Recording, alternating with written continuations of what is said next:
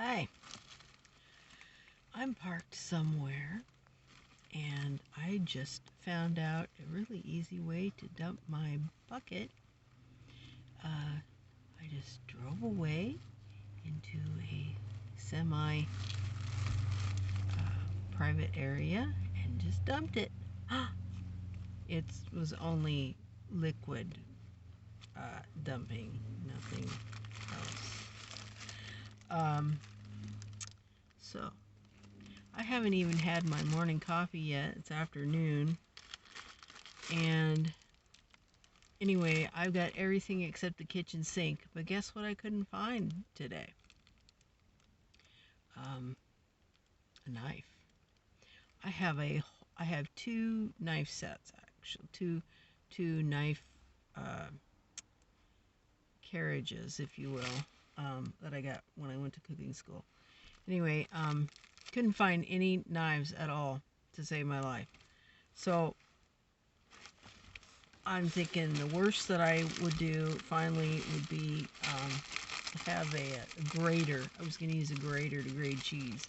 And then I also have a butter knife. And then I dug through, did a little more digging, and I found. Now that's a knife! Okay, so I got a knife to cut cheese.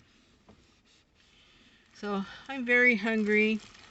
I was a bad girl last night, and I don't eat donuts because I try not to eat a lot of gluten. Well, that's kind of out the window right now. There's all kind of gluten in here. So yeah, I kind of went on a low gluten thing for a while. Anyway, I still buy low gluten-free pasta. So I'm sitting in my car because in my last video I showed you the before picture, the before video, because the next video I wanted to show you where it was all whittled down and spiffy. I whittled it down, somewhat, and I need to do more whittling, but but it's too late. I've already left the area where my storage unit is, and so let's see. I got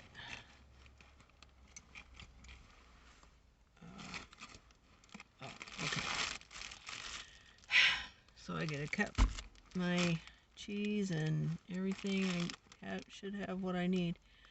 So it's funny, this living as a nomad lifestyle.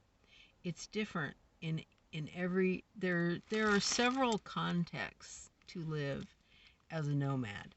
There's camping memberships. There's national forest or BLM land, 100% boondocking, where it's complete dry camping. There's parking in town and parking on side streets and parking in sneaky places. And there's nothing about me that is stealthy because I tow a camper behind me, so I don't have that stealth. So probably the downtown parking wouldn't work out too well for me, especially because I'm too long. Okay, camping memberships, in-town stealth parking, and free government land. And then there's also other memberships. There's a Good Sam membership. There is a Harvest Host Boondockers Welcome membership, and there's other camping memberships. I don't know them all. Frankly, I don't really care to know the. I mean, I don't mind hearing about them. If I'm going to hear about them, I don't mind learning. But it costs money. Every membership costs money. That's fees. Those are fees, and then there's also the free camping and at the rest areas and different areas, and which sometimes is National Forest or BLM land. And anyway, so that's what I know. And KOA, there's KOA membership, yeah. And but in each situation, there are different requirements, and you got to be prepared to comply to their requirements. And in the situation I'm in now, um, I got to comply to requirements, because the last thing I want to do is mess up my situation and do something out of the rules and completely ruin my membership. So I don't want to. That's all I'm going to say. I think that says enough. Uh, but it's funny, because when you're out in BLM land, when I was in Quartzsite, Arizona, you can dump your pee, in the back way, and nobody cares, because everybody's doing that, except people in big rig RVs that can store their black water. Even when I had a Class C, my Class C only held 1 day worth of black water, or of any water, gray, blue, it didn't care. It only had 1 day's worth of the holding tanks. So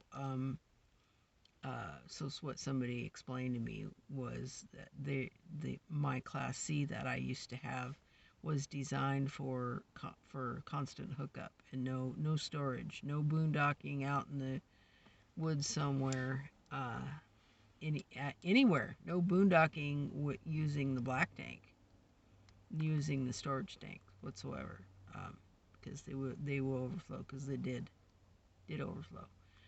Fortunately, it was just gray water, and it went directly into the shower, but it almost overfilled. It almost, yeah, could have been much worse. Okay, and then in a camping membership, you have toilets there anyway, or you have your sewer hookups or your sewer dumps, and so you can just use those in a regular camping membership. And then when you're in BLM land or national forest, you can, well, you're actually not supposed to be dumping nasty uh, water. Anyway, there's an appropriate way to handle that. Dig a hole about 6 inches, and then dump the liquid on some rocks or some plants or something. Anyway, what somebody pointed, actually it was my dad that pointed out to me. He said if you dilute by about 2/3 the yellow water, you can just pour it on plants. It won't hurt the plants. There's a lot of nitrogen in that. So apparently, but straight, it is too concentrated. It's too strong. And especially mine, because my gallbladder has problems. So mine's even probably more concentrated and worse than other people's. I don't know. Um, and then different situations, and then when you're in a rest area, you know, either you got to get up in the middle of the night and deal with the wackos that might be luring about, or you have a container that you keep with you in the car when you don't want to get up in the middle of the night, if you only want to be seen in the middle of the day. So you got to prepare for that, and you got to figure out how you're going to dump that. Are you going to dump it? Are you going to come out of your car with this big jug of yellow water, which obviously is urine, and people are going to freak out probably? And if it's anybody in authority or somebody cleaning the restrooms, they might report you and write down your license plate. And, I mean, so it's better to just drive away and go dump it somewhere rather than deal with it there. I mean, to me, the more appropriate thing would be to bring it into the toilet and dump it down the drain, but I don't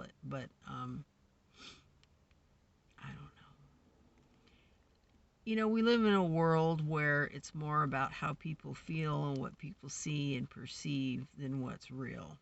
You know, that's always more important. And I mean, since the beginning of time, it's always been that way. You know, if people think things are cool, then and things aren't cool, it's all a matter of seeming like you're doing the right thing, and then you don't get in trouble. But if something you want to do something that's probably more appropriate would be, you know, pouring urine down a toilet would be more appropriate than pouring it in some park or in a ditch somewhere. Um, I don't know if that would get a person in trouble, but you know, I don't know. The world is not logical and rational like they should be, like Spock. I'm starving. I need to eat, and I don't think I'm gonna. I mean, do you want to watch me make my sandwich? Because actually, what I gotta do is wash my lettuce and put it on my sandwich. I brought my bottle of water with me to wash my lettuce. Yes, I'm very OCD sanitary about things like that. I don't know what you can see if I open the... No, I can't open the door. That's why I can't continue this video, because I'm going to open the door to wash this lettuce, and I can't let you see where I am. So I guess that's going to be it for this video. Until next time, I'm waving goodbye with my piece of lettuce.